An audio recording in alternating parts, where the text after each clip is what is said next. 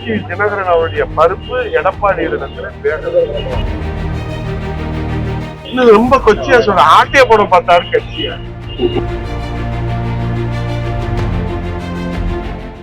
இன்றைக்கு வாடிய பயிரை கண்ட போதெல்லாம் வாடிய வள்ளலாறு வாரிசை போல டிடிவி தினகரன் அவர்கள் மாண்புமிகு அம்மாவுடைய மறைவுக்கு பிறகு கட்சியையும் ஆட்சியையும் அபகரிக்க அவர் திட்டம் தீட்டினார். இதுதான் உண்மை. அவருடைய டிடிவி தினகரன் அவருடைய பருப்பு எடப்பாடியிடத்துல பேசுறது. இதுதான் உண்மை. அதனால்தான் இன்றைக்கு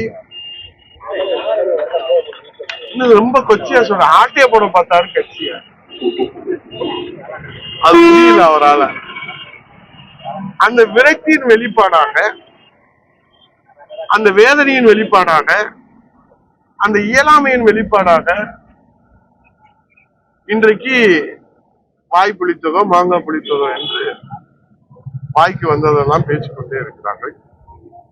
ஆனால் சத்தம் இல்லாமல் சாதனை நாயகராக புரட்சி தமிழர் ஐயா எடப்பாடி அவர்கள் நம்முடைய மன்னாதி மன்னன் மக்கள் தலைவர் பொன்மன தலைவன் புரட்சி தலைவர் எம்ஜிஆர் வழியிலே, தமிழகுலசாமி இதய தெய்வம் புரட்சி தலைவி அம்மாவுடைய வழியிலே, அவர்களுடைய ஆதரவோடு, தொண்டர்களின் ஆதரவோடு, தமிழக மக்களுடைய ஆட்சியோடு கழகத்தை மீட்டெடுத்து 4.5 ஆண்டு காலம் பொற்கால ஆட்சி தந்து ஒரு தொண்டர் நாடாள முடியுமா என்ற ஒரு புதிய இலக்கணத்தை படைத்து கொடுத்தார். 7.5% சமூக நீதிக்கு எடுத்துக்காட்டு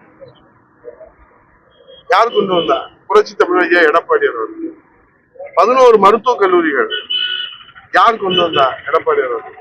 மெட்ரோ ரயில் திட்டம், 2000 அம்மா மினி கிளினிக், மதுரைக்கு எய்ம்ஸ் மருத்துவமனை, குடிமராமத்து திட்டம், நதிநீர் இணைப்பு திட்டம், நடந்தாய் வாடி காவேரி திட்டம், டெல்டா பாதுகாக்கப்பட்ட மண்டலமாக காவேரி காப்பாளராக இன்றைக்கு விவசாயிகளால் பாராட்டப்படுகிறார். 50 ஆண்டு கால காவேரி பிரச்சனைக்கு தீர்வு, அத்திக்கடவு அவிநாசி திட்டம், காவேரி குண்டாறு வைகை இணைப்பு திட்டம், கொரோனா காலத்திலே பாதுகாப்பு அரண் அமைத்து கொடுத்தார்கள் தமிழ்நாட்டு மக்களுக்கு. வேளாண் உற்பத்தியில 5 முறை கிருஷி கர்மா விருது.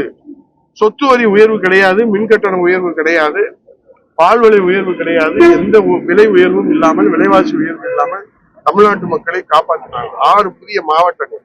அம்மா புனித அரசனுடைய திட்டங்களான தாலிக்கு தங்கம் திட்டம், மடிக்கணினி திட்டம், விலையில அரிசி வழங்குகிற திட்டம் உள்ளிட்ட இருசக்கர வாகன திட்டம், கறவை மாடுகள் ஆடுகள் வழங்குகிற திட்டத்தை புரட்சி தமிழர் ஐயா எடப்பாடி அவர்கள் கொரோனா காலத்திலே கூட தடையில்லாமல் கொண்டு செலுத்தினார்.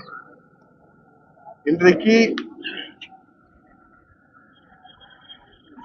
இவையெல்லாம் மக்களிடத்தில் மிகப்பெரிய வரவேற்பு பெற்றிருக்கிற காரணத்தினால்தான் மக்களை காப்போம் தமிழகத்தை மீட்போம் என்று 176 தொகுதிகளிலே ஏறத்தாழ 1,00,000 கிலோமீட்டர்கள் அவருடைய சுற்றுப்பயணத்திலே இன்றைக்கு மக்களை சந்தித்து ஒரு மகத்தான சாதனை படைத்து மக்களிடத்துல வரவேற்பு பெற்று. இப்ப இதுல என்னன்னு பாத்தீங்கன்னா, இந்த கிராமத்துல சொல்லுவாங்க, என்ன தம்பி கிராமத்துல சொல்லுவாங்க, உனக்கு என்னப்பா நீ பைத்தியம், எதை வேணாலும் பேசலாம் அப்படின்ற மாதிரி அம்மா அவர்கள் 10 ஆண்டு அவரை நடவடிக்கை எடுத்ததால மனநலம் பாதிக்கப்பட்டு விட்டாரோ என்கிற ஒரு கவலை அவருடைய தம்பிமார்களான எங்களுக்கு எல்லாம் ஏற்பட்டது. எப்படி ஒரு மனநலம் பாதிக்கப்பட்டவர் பேசுவாரோ, ஏன்னா அம்மா அவர்கள் அவரை 10 ஆண்டு காலம் தனிமைப்படுத்தி வைத்திருந்தார். தனிமை சிறை என்பது. ஆக அவரோடு உடன் பிறக்கவில்லையே என்ற கவலை எங்களுக்கு இருக்கிறது. அப்படிப்பட்ட தம்பிமார்களான நாங்கள் அவர் மனநலம் பாதிக்கப்பட்டு பொது வாழ்க்கையில இப்படி ஒரு நிலை அவருக்கு ஏற்பட்டு விட்டதோ என்கிற மிகப்பெரிய கவலை எங்களுக்கு எல்லோருக்கும் ஏற்பட்டது. இப்போது அவர் பேசுகிறார் கொடநாடு வழக்கு பற்றி. கொடநாடு வழக்கு புரட்சி தமிழர் ஐயா எடப்பாடியார் அவர்கள் முதலமைச்சராக இருக்கிற போது சட்ட ரீதியான நடவடிக்கைகள் எடுக்கப்பட்டு அது குறித்து சட்டமன்றத்திலே மிகப்பெரிய நீண்ட விவாதம் அதிலே மேற்கொள்ளப்பட்டு அது சட்டசபையிலே பதிவுல இருக்கிறது. ஏன்னா இவர் சட்டசபைக்கு வந்தது இல்லை, வந்தாலும் தேர்ந்தெடுத்தாலும் இருக்கிறது இல்லை. அதனால சட்டசபை பதிவுகளை படித்து விட்டு வேண்டுமானால் அவர் இது குறித்து பேசலாம்.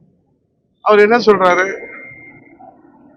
எம்எல்ஏக்களை பத்தி அமைச்சர்களை பற்றி, தண்டவாளங்களை பற்றி, வண்டவாளங்களை பற்றி, அவருடைய லீலைகளை பற்றி உளவுத்துறை கொடுத்ததெல்லாம் புத்தகத்தை படிச்சு கிழிச்சு போட்டாராம்.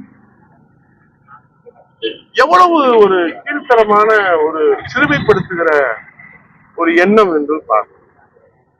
வெறுவாயிலே அவள் மெல்வார் இவரு, அதாவது வெறுவாயிலே அவளே இல்லாம வெறுவாயிலே மெல்றவர் இவரு. இவர் சொல்றாரு எல்லாத்தையுமே படிச்சு கிழிச்சுட்டோம்.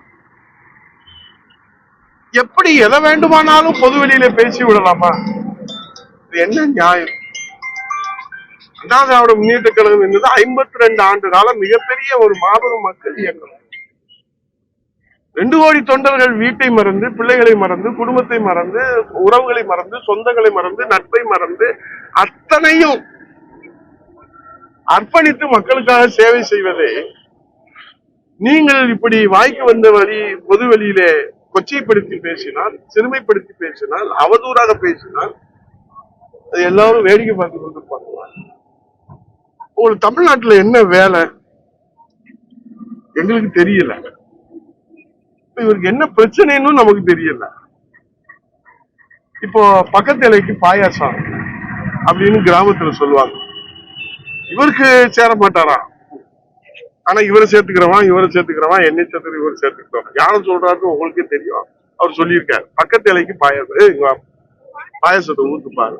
எனக்கு இல்லப்பா, பக்கத்து இலைக்கு. அந்த கதையா? நான் என்ன கேட்கிறேன், ஒரே ஒரு கேள்விதான். மனசாட்சி தொட்டு அவர் பதில் சொல்லட்டும். எங்க அண்ணன் மதிப்புக்கும் மரியாதைக்குரிய, போற்றுதற்குரிய, விரக்தியின் உச்சத்திலே இருக்கிற, வேதனையின் உச்சத்திலே இருக்கிற, இயலாமையின் உச்சத்திலே இருக்கிற, ஆற்றாமையின் உச்சத்திலே இருக்கிற, அம்மாவின் மறைவுக்கு பிறகு எல்லா சக்தியும் இழந்து இருக்கிற டிடிவி தினகரன் அவர்கள் அமமுகவை தொடங்குகிற போது உங்களோடு எத்தனை பேர் தோள் கொடுத்து நின்றார்?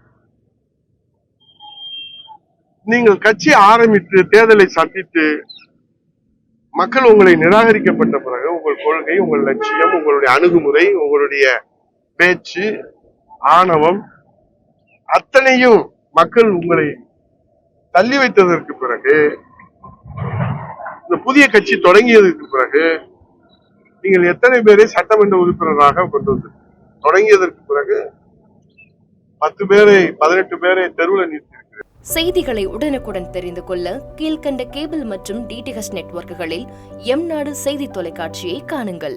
பாதகம் செய்பவரை கண்டால் நாம் பயம் கொள்ளலாகாது பாப்பா. மோதி மிதித்துவிடு பாப்பா, அவர் முகத்தில் உமிழ்ந்துவிடு பாப்பா. அண்மை செய்திகளை உடனுக்குடன் தெரிந்து கொள்ள இணைந்திருங்கள் எம்நாடு தொலைக்காட்சியுடன்.